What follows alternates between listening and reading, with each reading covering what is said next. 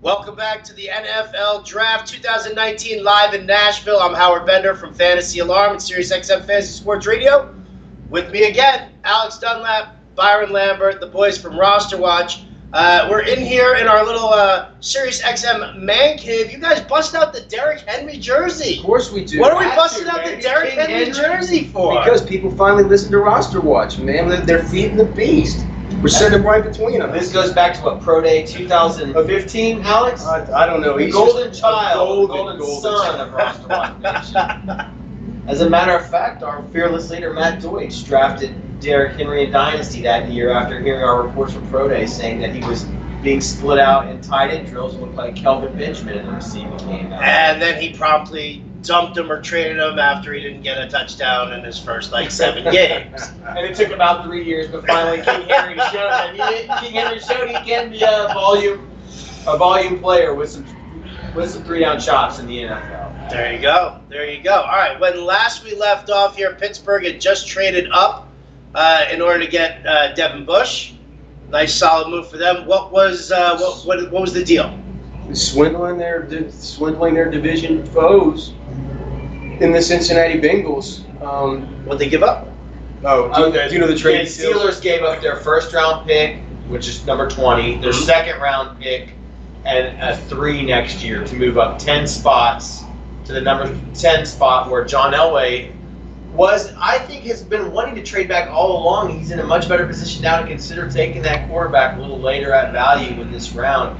And I'll tell you, the other thing to keep in mind here is Vic Fangio, Broncos' new head coach, said back in the owners' meetings in Arizona not too long ago, when asked about Devin Bush and Devin White, how they compare to Roquan Smith, he said neither of those guys was in Roquan Smith's category or neighborhood at this point in their development. They weren't that caliber of player yet. That Roquan was very, very special. So that may be a little insight, a little explanation as to why Denver, who many had been mocking those linebackers there, to them at 10, decided to bail on that pick there. We know that Fangio's having a lot of input into what's going on with that defense in Denver.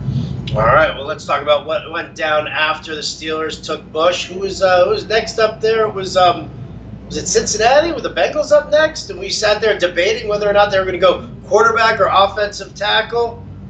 Feeling that they might have been a little bit hurt there, maybe a little bit of pandemonium in Cincinnati as Pittsburgh State leapfrogged them. But look, they got one of the guys they wanted. Y'all were saying they need offensive tackle. They had their pick of the litter there, and they went with who's a Jonah Williams out of Alabama, good-looking kid, right? So. Quite handsome. It feels like quite handsome. I don't know if that plays on the field, but he's a handsome guy. Feels like they're all in on the Andy Dalton retread with the Zach Taylor, the new regime here in Cincinnati. That's a hard pill to swallow. It's a hard one, to buy. But I guess they're going to give that another go and just, they had Cincinnati wanted a quarterback. They had Dwayne Haskins right there, sitting in their lap, and they didn't do anything about it. Well, again, I think the offensive line was the bigger need there, only because, listen, you can try and squeeze a little something more out of Andy Dalton right now. But to be able to have your pick of the litter of the offensive linemen who were available there, I mean, it was Jonah Williams and Jawan Taylor was still there. There were some really good guys. Dillard was still on the board, obviously. So, I mean, there's some great guys there. You got to have that strong offensive line because it's not just about protecting Andy Dalton. You got to make those holes for Joe Mixon. You got to get the ground game going there. You've got Mixon. You've got to keep it going. They had Bobby Hart starting at right tackle. Behind him, Kent Perkins, who I said couldn't even hold up at guard at the University of Texas. Then we had Rashawn Gary go off the board to the Packers. Christian Wilkins, the defensive lineman from Clemson, going to the Dolphins at pick 13. And then the Falcons, who've been rumored to want to trade. Here it is. Up. Here it is, our guy from the Senior Bowl. Chris Lindstrom, the guard from Boston College, a guy we love from the Senior Bowl that was getting a lot of juice. I did not think he was going to go this early. Our guy Mike Vann was all over that head. Those that know have been mocking him very high this last week or two. A player we were very impressed with, Lindstrom there at the Senior Bowl. And look, we've said for months now that really, one of the greatest strengths of this draft class is the offensive line. The top end talent and the depth. A lot of these teams that have that just ruin our fantasy seasons with bad offensive lines they have a ripe opportunity in this draft class to Fix those fix holes. that almost completely. Some of these teams can come with these early round picks, and they can still come back and fill a few other holes in that offensive line later in this draft and come away with So the depth later on is diluting the value of your top I offensive think lineman so. That's there. a good way to explain it. Maybe that's why we've seen a little bit of a depressed value here for the tackles, which oftentimes we see those guys go top 5, top 10. The Falcons wanted so desperately to get up there and get one of these elite defensive tackles.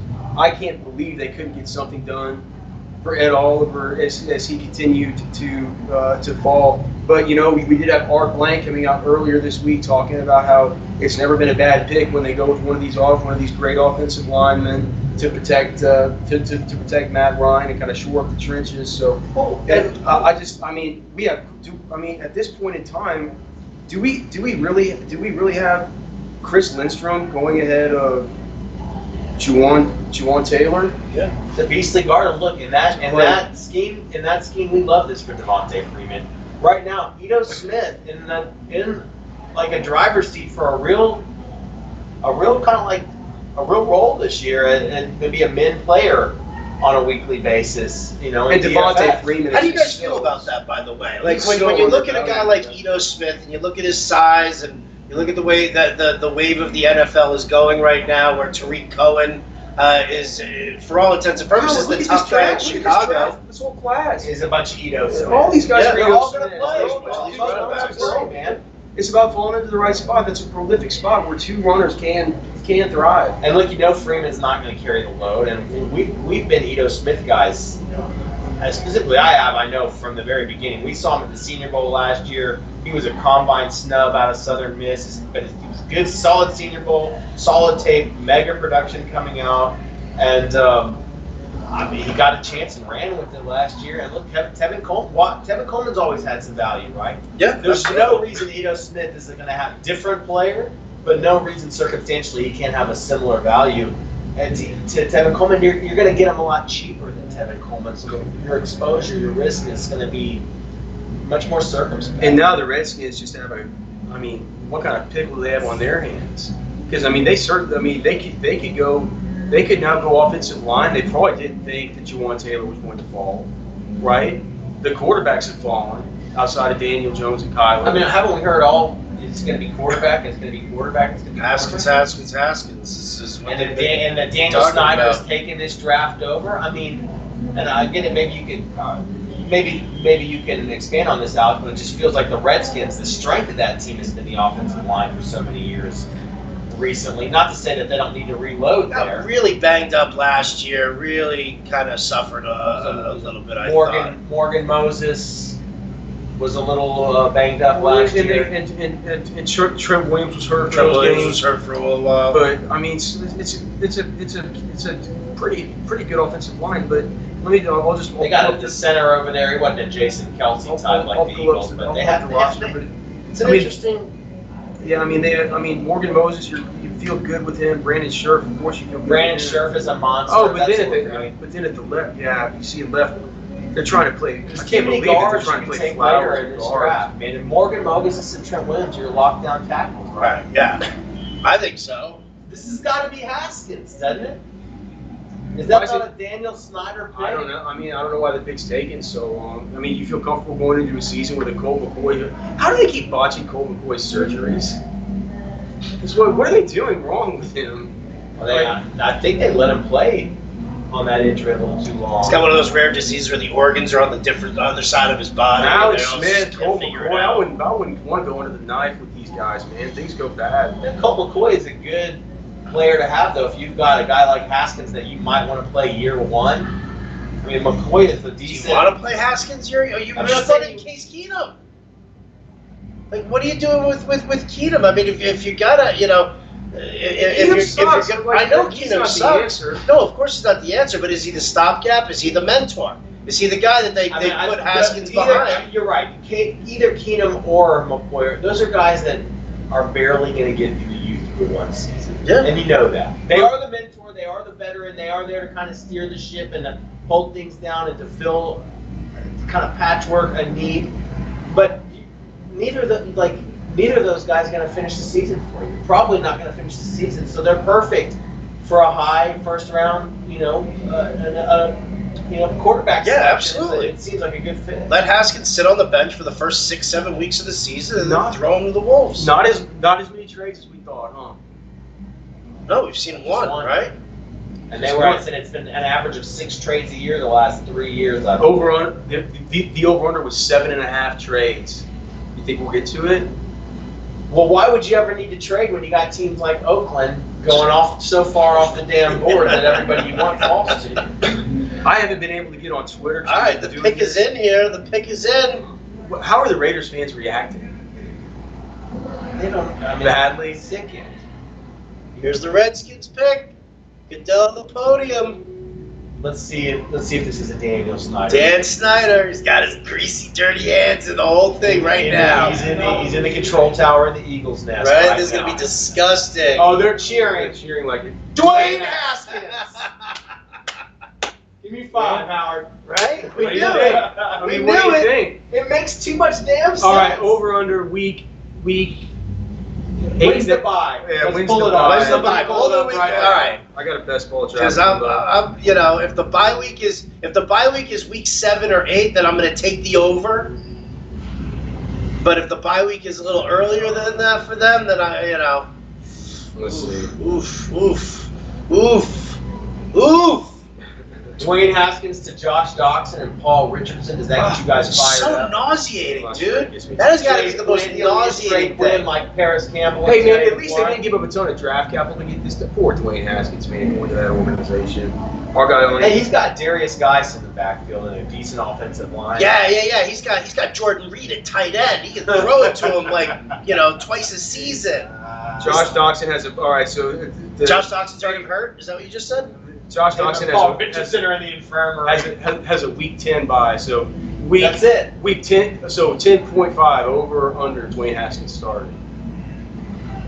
That's a tough one because that's a late buy, so it could easily. It is a happen. late bye. I'm gonna go over. I think he comes at the end of the season. Dwayne Haskins. Once the season's lost.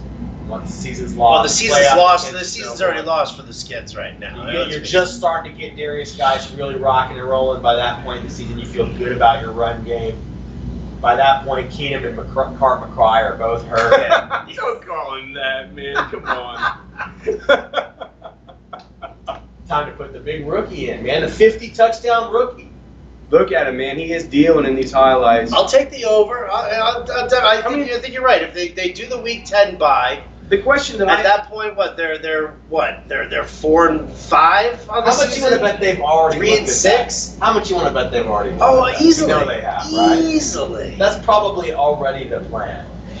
And a lot of, Bucky Brooks, Charles Davis, there are a couple people that have this guy's their quarterback 1 in the class.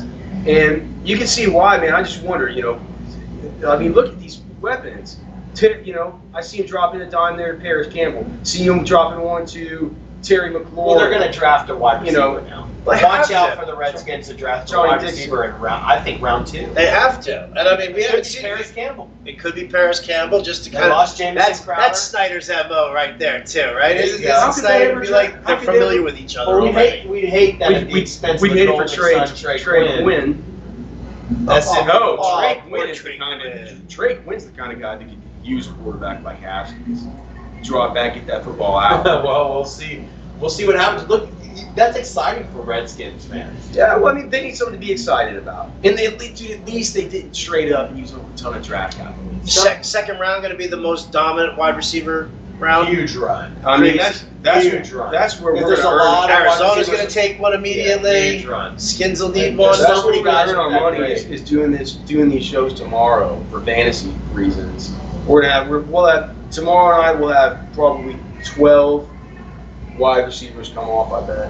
All right, well, let me ask you then, for fantasy purposes, because we all listen, the year of the rookie wideout was a few years ago. That was fine. That was dandy. When we look at this year, obviously it's where the player ends up that means the most there, but how many wide receivers do you see legitimately making any kind of an impact? Let's just say if you take the top 8 wide receivers who are in the draft right now. Which nobody has any consensus on. Right. I mean, Are we so talking season long here? Yeah, I think there's a lot of these guys that could have some weak, singular weak viability. Well, yeah, I mean, anybody's going to have a DFS thing, but I mean seasonal, yeah. I think you're looking at 2 or 3 guys who have a shot. Who? A.J. Brown, N'Keal Harry, J.J. Arcega-Whiteside. I think And then there's there's gonna gonna be 2. There's gonna be one. Might just be 2. No, there's gonna be one like an Andy Isabella, one of these Kelvin Harmon. One of these guys is gonna fall to the right spot. There's gonna be 2. Dude, this is so deep, man. The class is deep. Why is Metcalf falling so much for you guys? I just think that grade-wise, most of these guys are most of the guys at the top of this class are gonna kind of be similar to Christian Kirk, DJ Moore, Anthony Miller, Cortland Sutton type territory. The very top guys in this one are going to kind of grade like that. And I think you saw last year, Calvin Ridley. You're going to get some production out of those guys, but it's really pretty hit or miss with any of those. And there's only a couple guys in this class that really, I think, grade that well coming in as rookies. The pick is in for the Carolina Panthers. All right. Well, definitely one of the things that we want to talk about tomorrow night then is when we find out where all these wide receivers go, Dynasty League value. Like I don't want to talk Dynasty League value until I see the system that they're going to play in, but that's one of the things. Let's make sure that we just kind of make a note that we kind of go over that because I think that that's going to be huge. Well, I finally got one mock draft pick. Brian Burns, your guy. There it is. Brian Burns to the Carolina Panthers. I mean, I have never seen anybody bend off the edge and move like he does. Like he can get his body at a 45-degree angle with his hip and ankle flexion is unlike anything you've seen. And you can see it during his drills. Just unbelievable ability to move. As you can see as he's walking up, little bit slighter than some of these other guys. But boy, can he convert speed outside and get this stuff. I get so nervous about these thin pass rushers. I don't think he's that. I think all the Deion Jordans, he plays with Marquise Mingo, this is Aaron not Mavens of the world. Well, I wouldn't put Mingo in the same category as Deion's world. Mingo was about 235 or 240. And Mingo was better. They were. Remember that was those 2 guys were in the 2012. Looking back, Mingo was a better. Those 2 guys were kind of like big discussion points in the top 10. I understand that he can, but this is like he's not as long as not as long. You know what I mean? More of a we're alive still. More of a I'll tell you what, we're going to take a break right now. We'll wrap up more talk here. Keep going here with the round. Brian Burns off the board here, and we'll be back in just a few seconds. I'm Howard Bender. He's Alex Dunlap. This guy over here, Byron Lambert. This is Derrick Henry. And that is Derrick Henry's jersey. We'll be right back.